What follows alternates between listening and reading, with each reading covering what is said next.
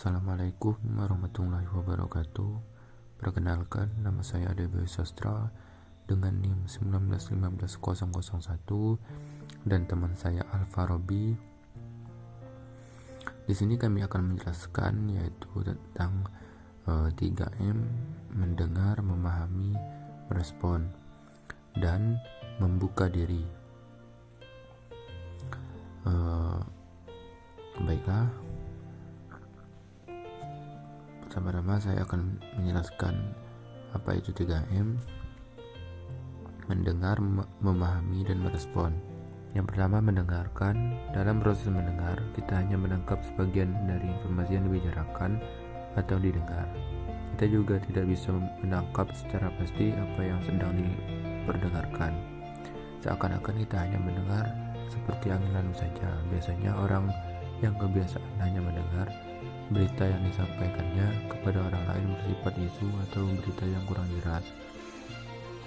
Hal ini sangat dihindari oleh para konselor karena konselor haruslah mendengar dengan penuh apa yang sebenarnya dibicarakan oleh klien, sehingga konselor bisa memberikan perantara untuk memecahkan masalah klien tersebut. Kalau konselor hanya mendengar saja, itu tidak kurang lebih dari mencemooh pembicaraan klien, sehingga klien tidak mau lagi curhat dan konsultasi dengan kita. Kita hanya dianggap sebagai orang yang membosankan. Yang kedua, yakni memahami. Dengan berusaha memahami klien, kita juga mendapatkan pelajaran dan pengalaman dari diri mereka, memahami dengan sepenuh hati, dan mengambil kesimpulan dari pembicaraan klien itu penting agar kita tidak salah dalam mengarahkan klien tersebut. Menurut Yusita Maulina tahun 2012, kemampuan dalam memahami harus didukung oleh yang pertama, empati, sikap positif konselor terhadap klien yang diekspresikan melalui kesediaan untuk menempatkan diri pada tempat klien, merasakan apa yang dirasakan klien dan mengerti dengan pengertian klien. Adapun faktor penghambat empati, yang pertama, pikiran yang terikat pada teori atau teknik konseling yang akan dipakai, terlalu cepat memikirkan pemecahan persoalan konseli, kecemasan dan mematikan perasaan konselor dan konseli. Yang selanjutnya B, atau yang kedua, sikap menerima atau acceptance. Sikap menerima adalah kesediaan konselor untuk menerima keberadaan konseli sebagai adanya, yaitu non-judgmental, menempatkan hal-hal negatif pada konteks yang tepat, bukan sikap membenarkan atau menetralisir. Yaitu M selanjutnya, M yang ketiga, yaitu merespon. Menurut Marta Salvina 2012, merespon itu artinya memberi sinyal kepada klien bahwa kita telah serius dalam mendengarkan pembicaraan dan keluhannya.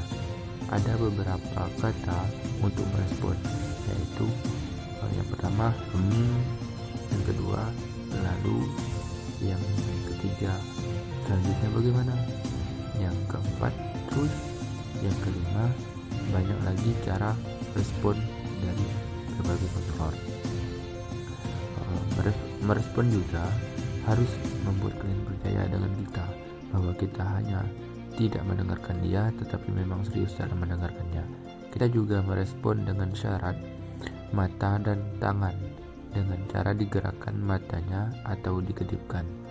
Dengan gerakan tangan membuat dia lebih bersemangat untuk bercerita, sehingga kita mencari akar permasalahannya. Baiklah, selanjutnya saya akan menjelaskan tentang keterampilan membuka diri. Hal yang harus kita ketahui yang pertama adalah pengertian dari keterampilan membuka diri itu sendiri.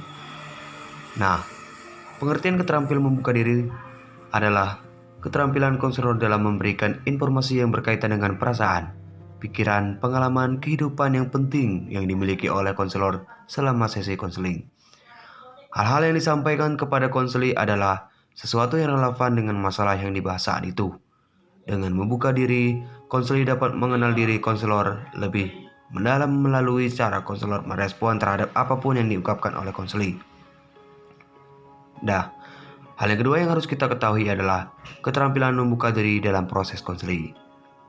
Dalam proses konseling, konselor diharapkan mampu menunjukkan kejujuran dan keterbukaan terhadap konseling untuk mengkomunikasikan keterbukaan dan kejujuran tersebut. Konselor pertama kali harus dapat menguasai diri, yang meliputi perasaan dan pikiran yang dialami, dan mampu membedakan berbagai perasaan yang terjadi dalam diri konselor.